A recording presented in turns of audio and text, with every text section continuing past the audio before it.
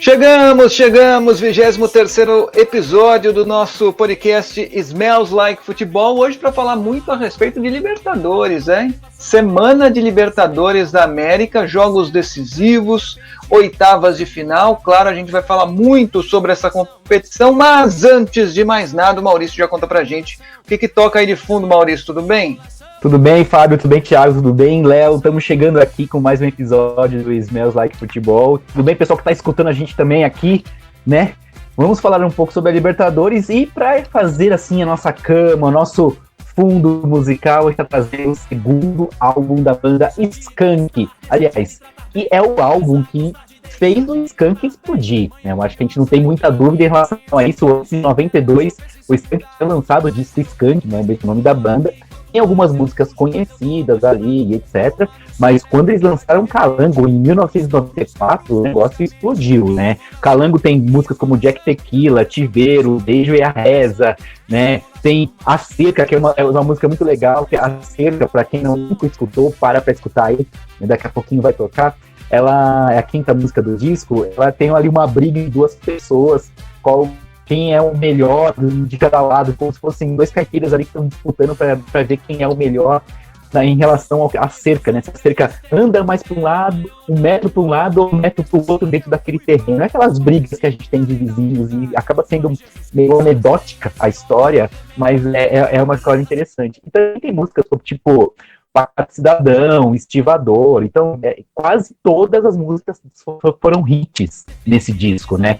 E de 94 é o segundo disco, acho que é o disco que realmente que lançou aí o Skank para ser uma grande banda, né? Uma das grandes bandas do rock, pop nacional, e é legal que a capa do disco é toda meio verde e amarela, né? Então vem também nesse fluxo do Brasil campeão em 1994, campeão do mundo depois de muito tempo. Então a capa também é toda meio verde e amarela, como se tem ali uma pessoa com meio paramentada de verde e amarelo, então até parece que poderia ser um torcedor brasileiro ali curtindo a Copa do Mundo de 94. Vocês gostam desse disco?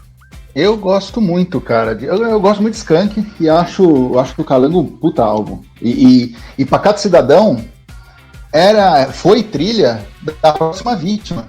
Novela da Globo, novela das 8 também, se não me engano, acho que de 1994 também. Se eu não me engano, também acho que era do personagem do Selton Mello. Mas aí eu já talvez esteja indo longe demais na memória, mas era Pacato Cidadão, ela tocou na novela. Eu acho que ajudou também a explodir, né? Sim.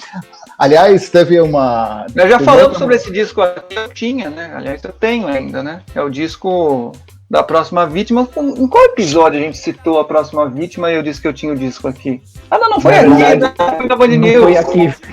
Foi na Band News, né? Eu falei na rádio. É verdade. Eu não lembro sobre o que nós estávamos falando lá na rádio e eu citei que eu tinha o disco da Próxima Vítima. E tinha Pacato Cidadão. Aliás, esse disco é ótimo. É impressionante. Tem a Camila Pitanga na foto, exatamente. Na capa. Não, e o fluxo veio comigo, Fábio, porque aí, como esse LP que você tá falando tá comigo. Só pra deixar claro, a Camila Pitanga tá na capa do disco da Próxima Vítima. Sim, da Próxima Vítima, não do Skank. Mas agora eu lembrei tudo. Foi no dia da morte do Cecil Thierry.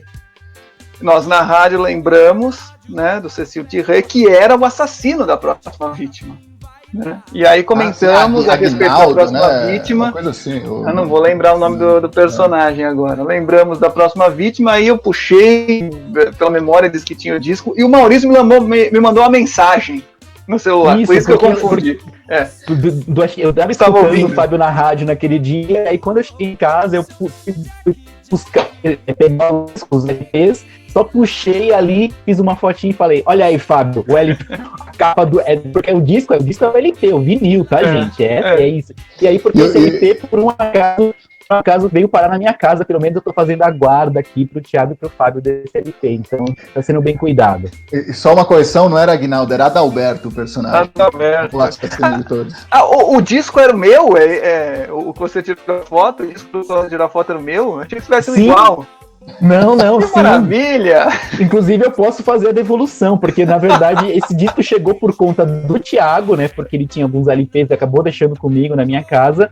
E aí ele está aqui comigo, mas eu posso te devolver tranquilamente, tá? Esse disco é incrível, cara. Eu não vou lembrar de cabeça, mas tem Lulu Santos, tem Fábio Júnior, Skank, Rita Lee, né? Tem muita coisa boa nesse disco, cara. Pois é. Eu vou fazer esse disco chegar na sua mão, tá, Fábio? Fica tranquilo. Muito obrigado. Inclusive tem uma coisa interessante, só mais uma vez na minha entrevista, de outra música, né? Ele tá falando da Balada do Amor Inabalável, né? Que foi também tema de novela, da novela que tinha o Gianecchini com a Carolina Dickman e tudo mais. E aí essa balada do Amor Inabalável é daquele disco que tem resposta. Esse disco eu tinha. E aí, o que aconteceu? Ele chegou e falou assim: o que eu fico puto nos shows é que as pessoas falam, toca a música do Gianecchini. Aí falou do Gianecchini, mas era o personagem Gianecchini, né? É a música do Gianecchini, porra nenhuma, a música é minha.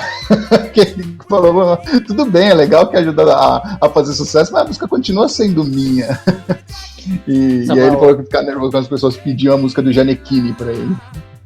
Samuel Rosa deve estar tendo um 2020 sofrido, né? Com o time dele quase caindo pra Série C, né?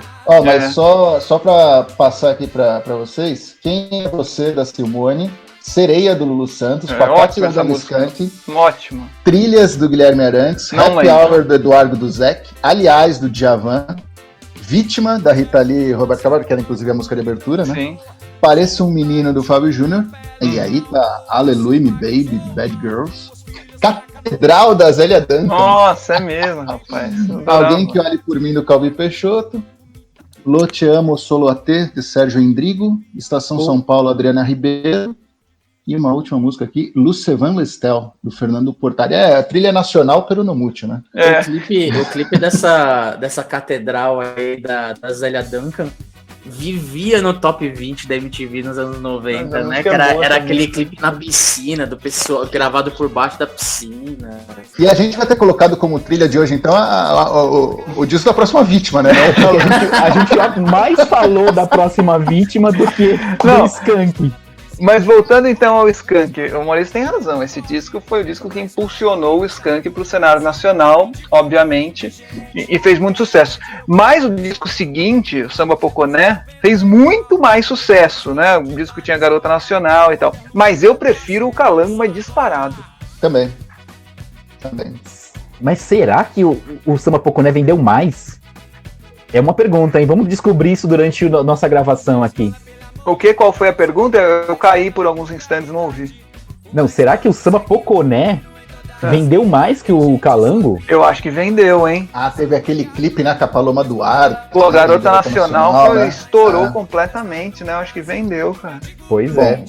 Mas os dois. Mas tô chutando aqui, eu acho que foi o disco de maior vendagem do Skank, mas posso estar falando uma asneira tremenda.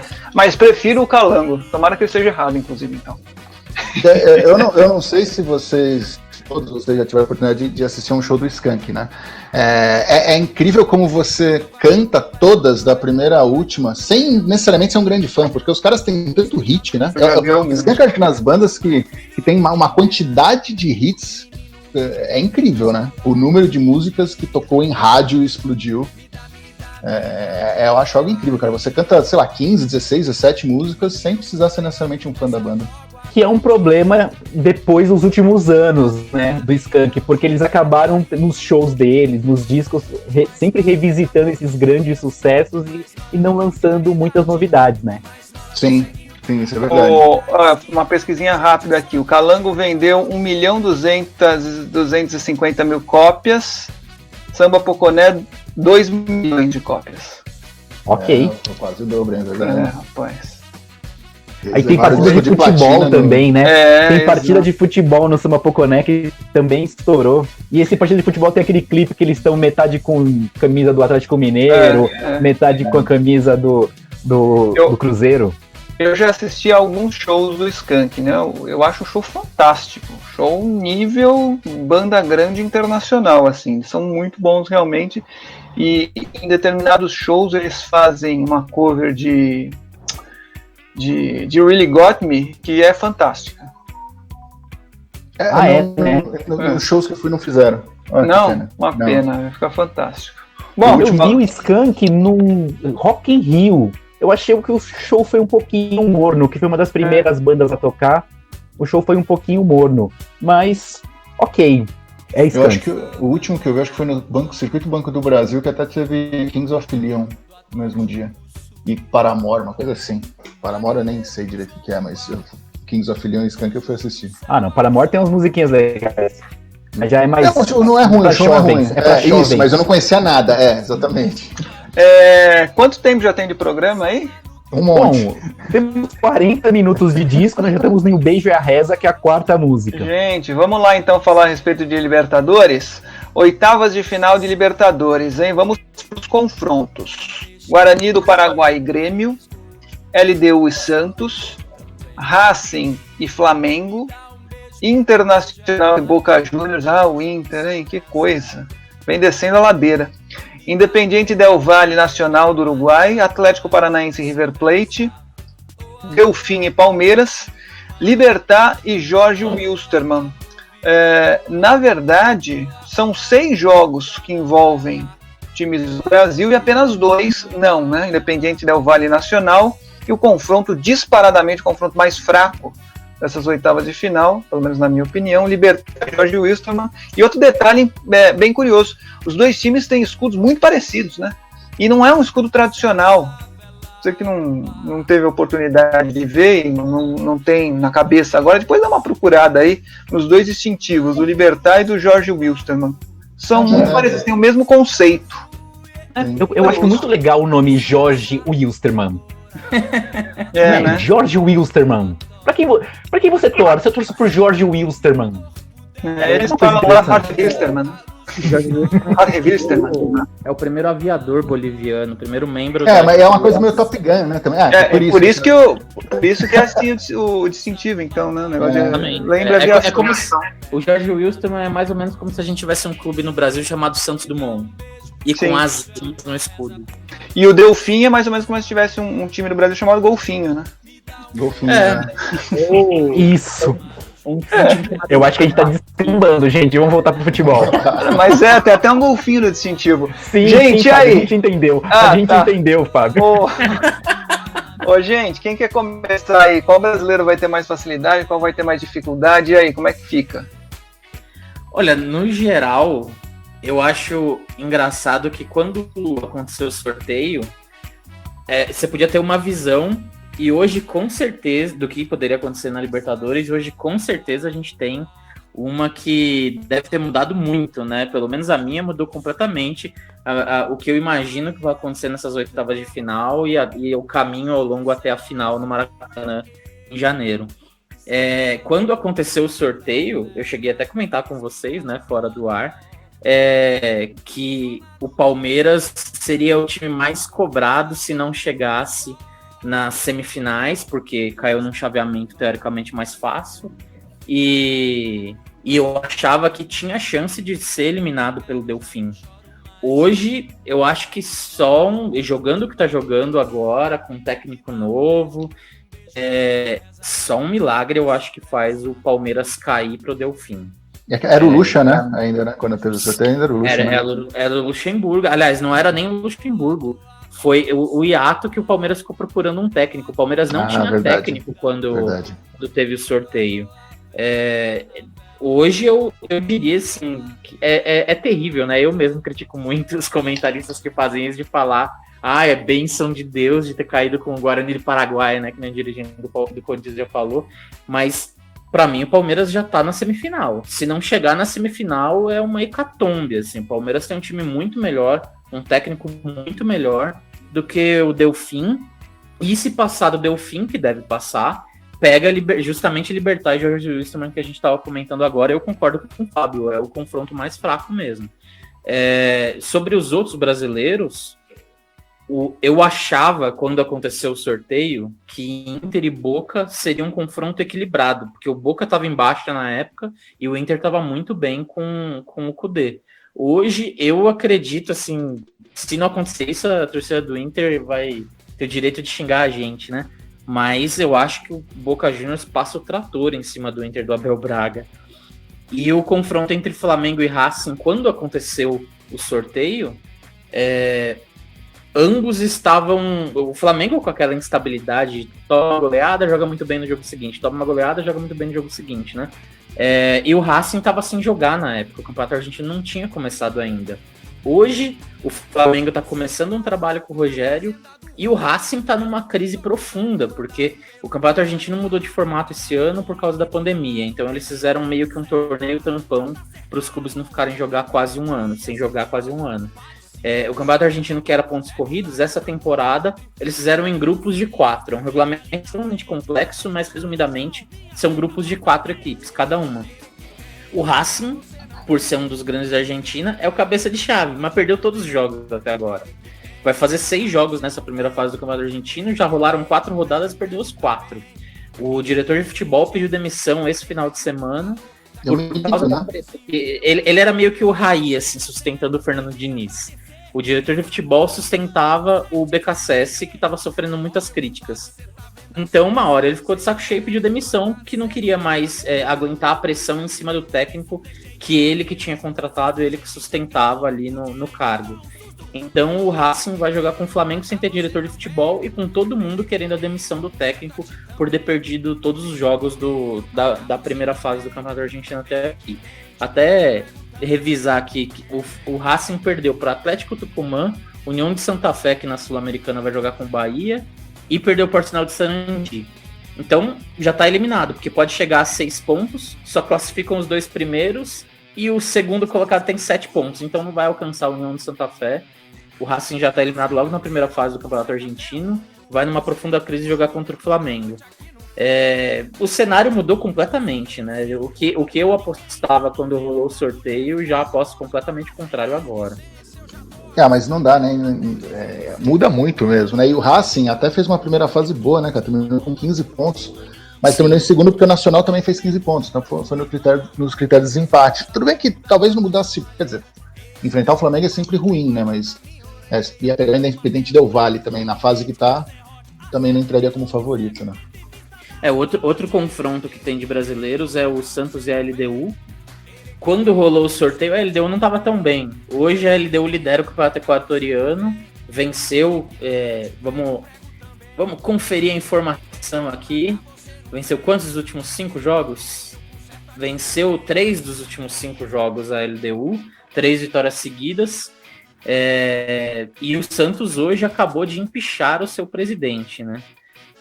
Saiu o impeachment do presidente do Santos hoje, elegeu um novo presidente e vai jogar com a LDU com uma diretoria nova. Esse eu acho o confronto mais imprevisível de todos os confrontos de brasileiros. O Grêmio eu acho que passa fácil pelo Guarani, sem muito fácil não, né? O Guarani já traumatizou bastante os brasileiros em relação a passar fácil ou não. Mas eu acho que o Grêmio passa do Guarani. Santos e LDU, eu sinceramente não faço ideia do que pode acontecer. O Inter, eu acho que não passa, não chega nem perto, assim, não vai fazer nem cheiro contra o Boca. E Flamengo e Palmeiras devem passar tranquilamente, né? Atlético Paranaense e River Plate, eu acho também que o Atlético não... Talvez dê trabalho pro River, mas não passa, não. O River Plate deve enfrentar o Palmeiras lá na frente nas semifinais. O Santos tem uma situação complicada, né, cara? O elenco é curto, sofreu com crise de Covid nos últimos jogos também, né? Então não dá muito para saber como que vai ser essa partida, e aí jogar em Quito também nunca é fácil, né? Flamengo e Racing, é curioso como quando teve o sorteio, foi o que você falou, né? Dava a impressão que ia ser mais equilibrado do que aparenta ser, do que aparenta que vai ser agora, né? O Flamengo está numa pequena ascensão, pelo menos contra o Curitiba deixou o torcedor bem, mas também deixou o torcedor otimista, mas também foi eliminado para o São Paulo, então a gente nunca sabe exatamente como que a defesa do Flamengo vai se comportar, e que se o Racing vai se recuperar, enfim, agora que sobrou apenas a Libertadores, se eles vão conseguir tirar uma força a mais e passar por cima da crise para dificultar a parada do Flamengo. Agora eu queria falar de Inter e Boca, eu concordo plenamente com o Léo, porque o Inter, naquela pressa de não parecer que dependia muito do Kudê, acho que para dar uma resposta para o torcedor também, resolveu se aventurar, contratar o Abel Braga, E a gente está vendo que os jogos do Inter não aproveita nada do que tinha construído, e a sensação que passa é que realmente o Boca não vai ter muita dificuldade para eliminar o Internacional, o que poderia ser o jogo mais legal dessas oitavas de final, né? Hoje pende muito mais para a equipe da Argentina, né? River e Atlético Paranaense, eu acho que não vai ter também muita competição, não. Acho que periga o River ganhar em casa e fora, sabe? E o Palmeiras tem o caminho mais tranquilo até a semifinal, sem sombra de dúvidas, porque tem mais elenco, tem mais investimento, agora tem um técnico bem mais atualizado, né? Vai enfrentar Delfim, depois passando o vencedor o Jorge Wilson também libertar. Eu acho que o Palmeiras vai ter grandes dificuldades até chegar à semifinal, não. Tem um caminho aberto aí, e pelo chaveamento, a não ser que dê River Plate, o Palmeiras é favorito em qualquer confronto até chegar à final, né? Eu também acho. Dos 6 confrontos dos brasileiros, acho que passam Grêmio, Flamengo e Palmeiras. Cravo isso aí. Grêmio, Flamengo e Palmeiras. Santos, Inter e Atlético Paranaense ficam pelo caminho. Não vejo possibilidades desses 3 times passarem à próxima fase. O Santos, porque está muito remendado, a LDU tem um time bom, sobretudo quando joga em casa. Quando joga fora, deixa muito a desejar. Então, o Santos teria que conseguir um bom resultado jogando fora para resolver em casa. Não acho que vai acontecer. Ou um resultado razoável vai jogando fora para resolver em casa. Não acho que vai acontecer. Quando o Inter contratou o Abel, eu disse aqui, o Inter se despede da disputa do título do Campeonato Brasileiro. Não só pela qualidade do Abel, não contesto isso. O Abel tem o jeito dele de trabalhar, mas seria tivemos uma qualificado assim. E a mudança brusca aconteceu. Fábio, você estava falando do Abel, que não contesta a qualidade dele, e aí o Abel veio e deu uma travadinha na sua internet. E aí você deu uma sumidinha. Mas o Abel gosta desse jogo um pouco mais duro, né? Deu uma rasteira. Eu disse que não contesto. Jogo travado, né? Não contesto o jogo do Abel, é o estilo dele, não contesto a qualidade do Abel. Mas seria uma mudança muito brusca de jogo para esse elenco do Internacional, que não é lá tão qualificado assim. E foi uma mudança brusca, tanto é que o time não está conseguindo entender o que o Abel quer. Então, acho que o Inter não passa pelo Boca, acho que o Santos não passa pela LDU, e o River Plate tem muito, muito mais time que o Atlético Paranaense. Seria uma surpresa completa para mim o Atlético endurecer esse confronto com o River. Então, Grêmio, Flamengo e Palmeiras avançam. E nesses 3, pensando, esses 3 que a gente está indicando que talvez não passem, né? No caso, o Internacional, o Atlético Paranaense e o Santos. Qual desses 3 poderia surpreender, ou seja, ganhar? Eu acho que o Santos. Eu acho que é o que tem mais chance. Também acho. Dos 3, acho que sim. Vai depender muito como que o Santos vai se comportar na primeira partida, né? Depende muito do resultado que o Santos vai conseguir trazer para jogar aqui na Vila, né? Como o Fábio falou, a LDU joga bem, principalmente em casa, e deixa a desejar fora de casa, né? Então, se o Santos conseguir trazer um resultado, uma derrota por 1 gol de diferença, ou até mesmo empate, a situação muda do confronto, né? O problema é esse, a LDU lá é muito forte. Então, acredito que o Santos é que tenha mais condições, apesar de eu achar que o Inter, em tese, tem um elenco mais equilibrado, mas com relação ao Boca Juniors, assim, acho que seria pau a pau se tivesse o Kudê.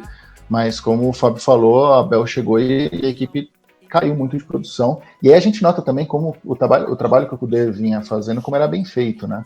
Porque não é só também ele tirava leite de pedra também do elenco, né? O Fábio até chegou a comentar que o Galhardo era uma coisa fora do comum, né?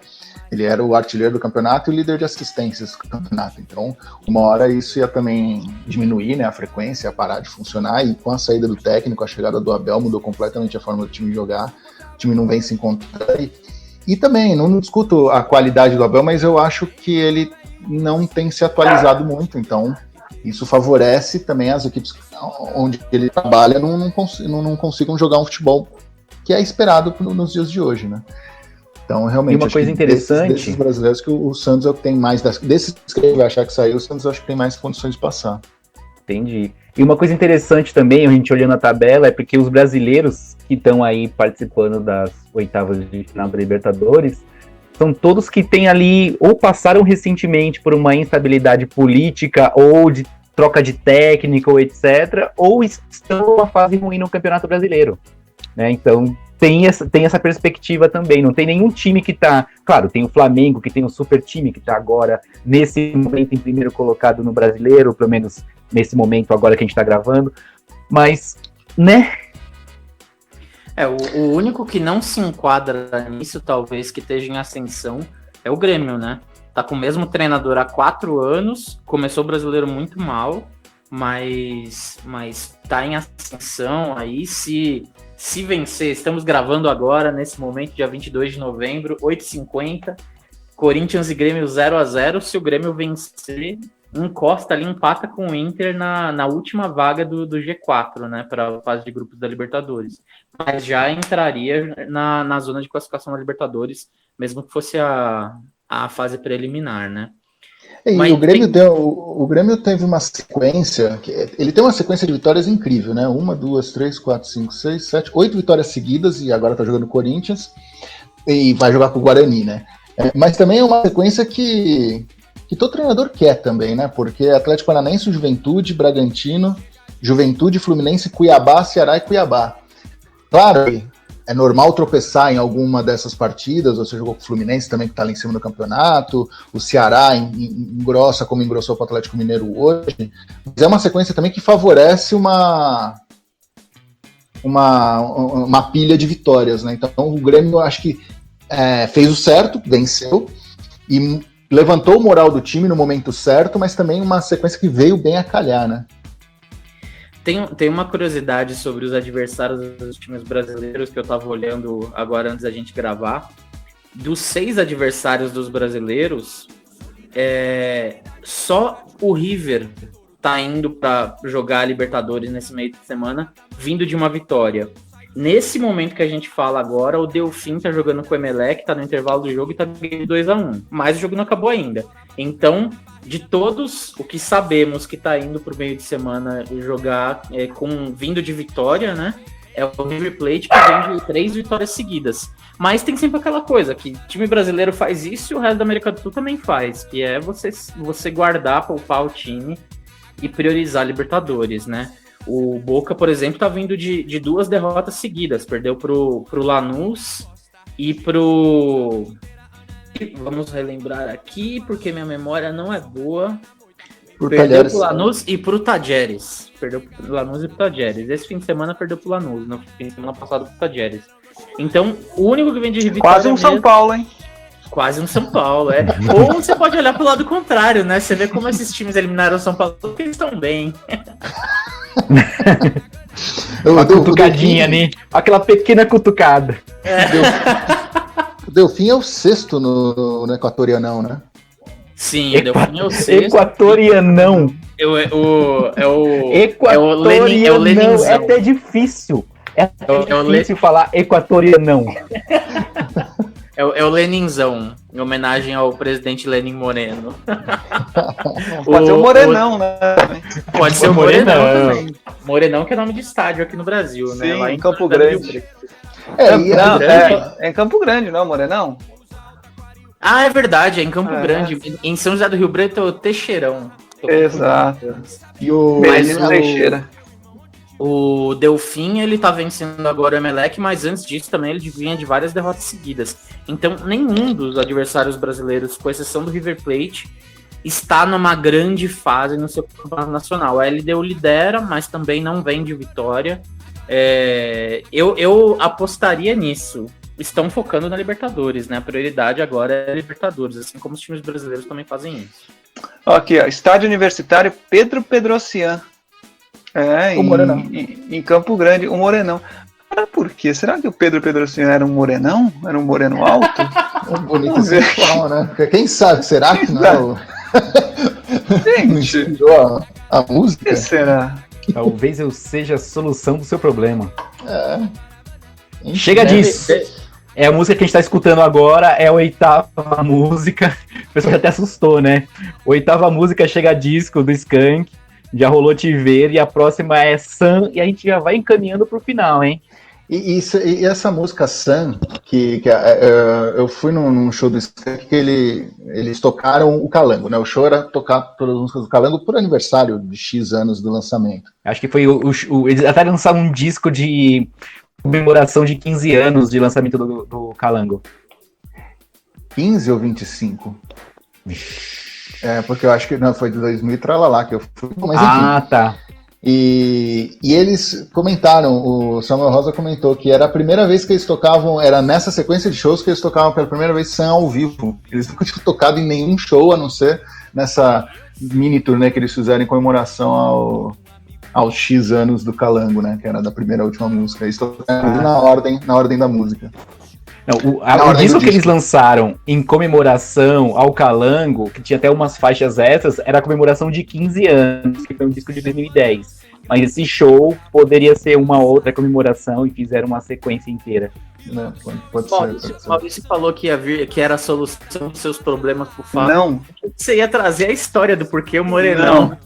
Não, é isso. O estádio popularmente conhecido como Morenão devido ao apelido da cidade, Campo Grande, que é a Cidade Morena. Eu confesso Cidade Morena. Não inclusive, uma cidade que o prato típico é o sobá. É mesmo? O que é o sobá? O que é o sobá? É o tipo um yakisoba, mas é diferente. É gelado, né? Não é gelado.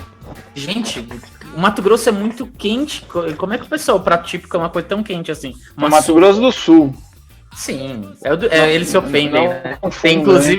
Tem inclusive um grande amigo meu, Thiago, que ele é de Dourados e ele fica bem ofendido quando a gente confunde Mato Grosso ou generaliza, como eu fiz agora falando. Dourados, que é a segunda maior cidade do Mato Grosso do Sul, atrás apenas de Campo Grande. Mas voltando a Libertadores, falando já que a gente tá indo para final, já para encerrar aí, para as nossas. A gente ainda tem uns 12 minutos, mas a gente já começa a fazer aquele fechamento com qualidade.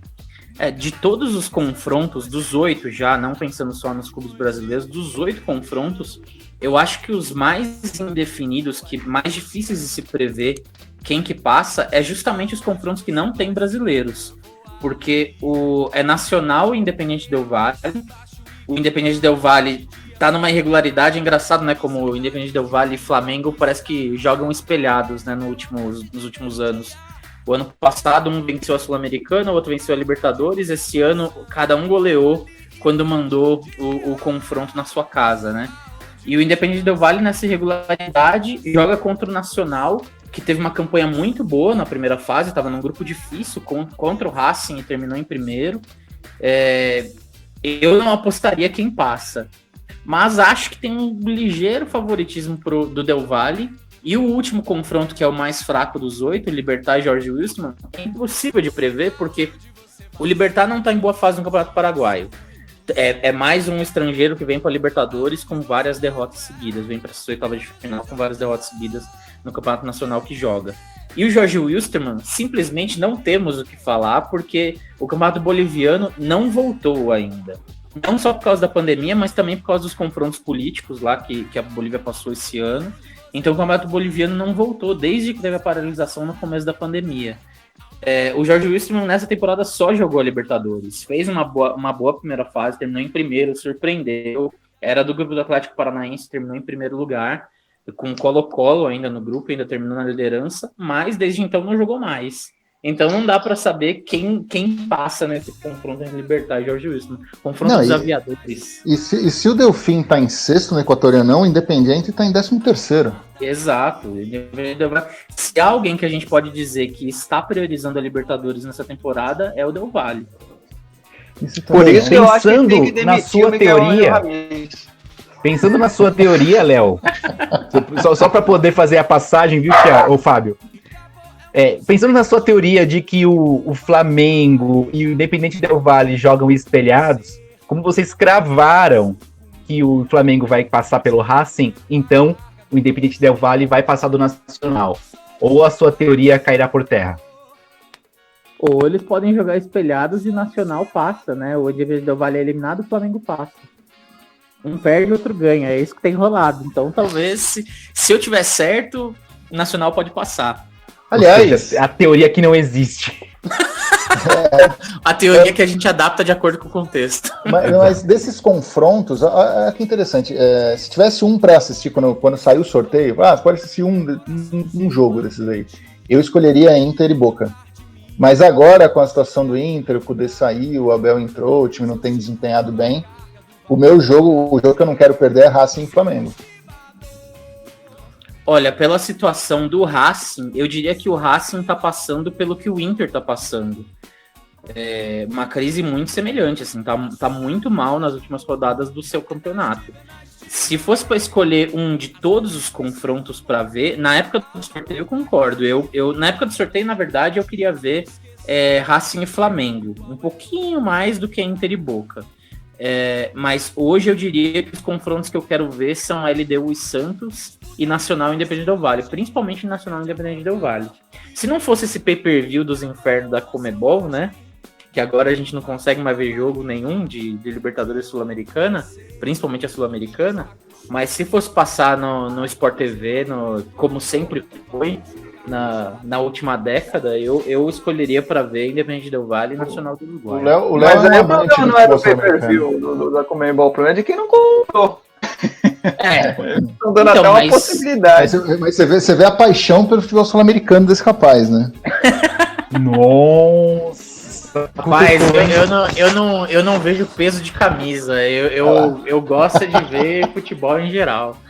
Mas virou um problema sério, né, que já era uma tendência de ser bagunçado os direitos de TV na América do Sul esse ano, que a Comebol mudou várias regras, com a pandemia piorou ainda mais, né? Mas a maior bagunça, não é o tema de hoje, mas a maior bagunça dos direitos de televisão na América do Sul é da eliminatória, né? E aí não tem nada a ver com pandemia, é culpa da Comebol, porque eles diluíram os direitos de TV e falaram, cada país que vende o seu. E aí agora, exatamente a MP do Bolsonaro lá que ele quis aplicar no Brasil, a Comebol aplicou para eliminatórias sul-americanas para todos os países. E aí agora é isso, o maior mercado da América do Sul, que é o Brasil, não consegue ver jogos do Brasil. E vamos de palpites para encerrar? Tá começando o Pacato Cidadão, temos 4 minutos. Vamos Quem lá, começa então. dos palpites? Começa aí, Fábio, que aí você vai organizando a parada aí, jogo a jogo. A gente já vai para quem passa, né? Vamos todos de uma vez ou um cada um? Acho que um cada um, né? Mais fácil. Vamos lá, né? então. Guarani e Grêmio, dá Grêmio pra mim. Também acho que dá Grêmio. Grêmio. Tem nem graça. LDU e Santos, LDU. Santos. Eu vou do contra também, Santos. Tudo bem. 2-2. Racing, Flamengo. Flamengo. Tá difícil de ser do contra. Flamengo. Inter e Boca. Tá vendo? O Abelão vai levantar a camisa pra vocês. Chupa, Smells Like Futebol. Independente Del Valle e Nacional. Del Valle. Nacional. É a queda do Miguel Ángel Ramírez. Vejam, tô interrompendo os palpites, mas vejam como os dois confrontos que eu falei que eu gostaria de ver são justos os dois que deu empate aqui entre a gente 2-2, em Santos e LDU e Nacional e Del Valle. Comprovando a sua teoria. Muito bem, Léo. Equilíbrio. Tá vendo? Atlético Paranaense e River Plate. River. Atlético Paranaense. Muito bem, Maurício. É assim que eu gosto. Não, mas vamos ver. O Atlético Paranaense ganhou as últimas 4 no Campeonato Brasileiro, então de repente, ali. O River ganhou as últimas 3 no argentino. Mas vamos ver, né? Vamos Deixa lá, o então. cara apostar lá, pô. Pô. Libertar e Jorge Wilstermann. Jorge Wilstermann. Só por essa pronúncia, Jorge Wilstermann. Tudo bem. Também vou no Jorge Wilstermann. Eu tava aqui felizão falando Jorge. É muito legal torcer pro Jorge Wilstermann. Eu não dei palpite, não é verdade. Jorge Wilstermann vai passar, vai ser Jorjão. 4-0 Jorge Wilstermann. E Delfim e Palmeiras, né? Não vai dar. Palmeiras. Palmeiras. Já, vamos avançar até as finais? Ah, mas daí já complicou, porque não deu unanimidade aqui, né? Em um chaveamento, que é o chaveamento que tem o Palmeiras, o River Plate, o Nacional, Del Valle, eu acho que a semifinal vai ser Palmeiras e River Plate. Também acho. Faço ideia de quem passa pra final. Palmeiras e River na semi, aposto nisso também. O outro chaveamento, que tem Flamengo, Boca, Santos, Grêmio, eu acho que o Flamengo cai pro Boca na próxima fase. O Boca vai para a semifinal contra o Grêmio e eu não faço ideia de quem passa para a final. Então eu aposto numa semifinal Palmeiras. Eu aposto na repetição da final do ano passado. Aliás, da repetição da final de 2018. Grêmio, Boca, River e Palmeiras na semifinal. Eu ia falar que a semifinal para mim ia ser LDU e Flamengo, sendo que eu apostei Santos. Como tá legal aqui. Mas eu acho que tem já Palmeiras e River, eu acho que, né, são os franco favoritos do outro lado da chave, e desse lado é difícil. Grêmio, Flamengo, Boca, LDU, Santos, acho que não tem favoritismo não. Mas só para eu fui atrás também, se a gente quiser um dia tocar o disco da Próxima Vítima como trilha, tem 52 minutos. Então dá uma conversa legal também. Vamos ver uma hora que algum time brasileiro engatar várias vitórias em seguida e a gente for falar desse time. Aí você bota a Próxima Vítima. Quem vai ser? Ou se tiver muita demissão de técnico, isso aí cai toda hora, né? Exato. Nossa, é verdade. Muito bom. Eu aposto então que a semifinal vai ser Grêmio e Boca e Palmeiras e River Plate. E vai ser muito frustrante porque seria legal, né, ter o Flamengo numa final de Libertadores no Maracanã. Sim. Minha semifinal é... Ô, rapaz, fica quieto aí. Minha semifinal é LDU e Boca, Palmeiras e River. LDU e Boca é uma boa semifinal, hein? Eu acho que o Boca... Tô na dúvida entre Boca e Flamengo, mas... Você do conta, então. Flamengo e Grêmio numa semifinal... Depois vai mudar tudo, né? Que a gente vai fazer palpite de novo nas quartas, né? Claro. E Palmeiras e River. A gente finge que não deu esse aqui. É lógico. Isso. Então, vamos ver quem... na chave do Atlético Paranaense tá quem?